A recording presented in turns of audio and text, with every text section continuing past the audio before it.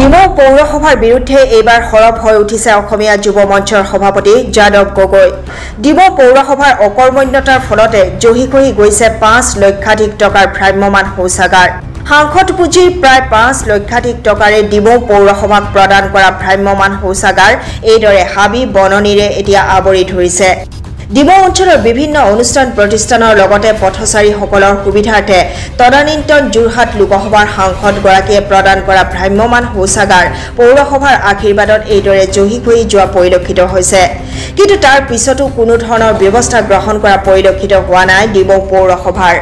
সেয়ে অসমীয়া যুৱ মঞ্চৰ সভাপতি যাদৱ গগৈয়ে ডিমৌ পৌৰসভাৰ কৰ্মকাণ্ডৰ বিৰুদ্ধে সৰব হৈ চৰকাৰ তথা সাংসদক ব্যৱস্থা গ্ৰহণ কৰাৰ লগতে ভ্ৰাম্যমান শৌচাগাৰ ৰাইজৰ ব্যৱহাৰৰ উপযোগী কৰি তুলিবলৈ দাবী জনাইছে। আমি আপোনালোকক দেখুৱাই আছো এইদৰে সাংসদ পুঁজিৰ প্ৰায় ৫ লক্ষাধিক টকাৰে ডিমৌ পৌৰসভাক প্ৰদান কৰা ভ্ৰাম্যমান শৌচাগাৰ এতিয়া হাবি বননিৰে আৱৰি ধৰিছে।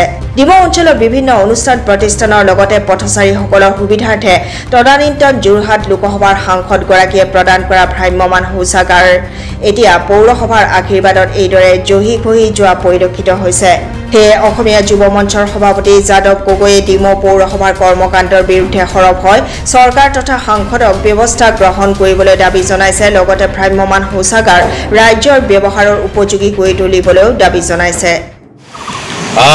আজি আমি ডিমৌ সমবায় সমিতি লিমিটেডত আজি আমি উপস্থিত আছোঁ। যেহেতু আপোনালোকে জানে মোৰ বেক সাইডে যিখন চলন্ত গাড়ী শৌচাগাৰ, এই শৌচাগাৰ যিহেতু ৫ লাখ টকাৰ খৰচ কৰি মাননীয় সাংসদ কামাখ্যা প্ৰসাদ তাছা ডাঙৰীয়াই দিছিলে ডিমৌ পৌৰসভাক। কিন্তু দিয়াৰ পিছতো আজি পৰ্যন্ত লোক কোনো তেওঁলোক ব্যৱহাৰ নকৰি এনেকুৱা জহি খহি পচি যোৱা ব্যৱস্থা কৰিলে, য'ত ৫ লাখ টকা সাংসদে দিয়া কোনো গুৰুত্ব নিদিয়াৰ কাৰণে আজি পৌৰসভাই আজি এনেকৈ জহি খহি পৰি সমবায় সমিতি মাটিত থ'বলগীয়া হৈছে। এয়াই হৈছে আমাৰ এই সাংসদৰ পুঁজি অপব্যৱহাৰ কৰিছে।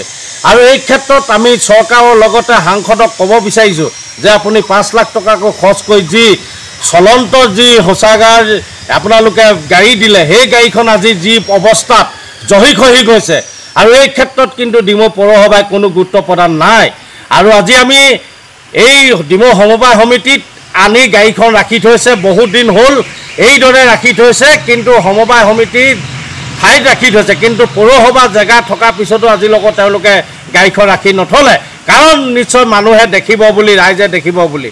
সেইকাৰণে আমি দাবী কৰিছোঁ অসম চৰকাৰক, লগতে সাংসদ মহোদয়ক দাবী কৰিছোঁ, কামাখ্যা প্ৰসাদ তাছা ডাঙৰীয়াক, আপুনি দিয়া যি ৫ লাখ টকা চলন্ত শৌচাগাৰ গাড়ীখন যি জহি খহি গৈছে, আপুনি এই ওপৰত পৌৰসভাৰ ওপৰত আপোনালোকে বিহিত ব্যৱস্থা গ্ৰহণ কৰিবৰ বাবে আমি অসমীয়া যুৱ মঞ্চই দাবী জনাইছোঁ।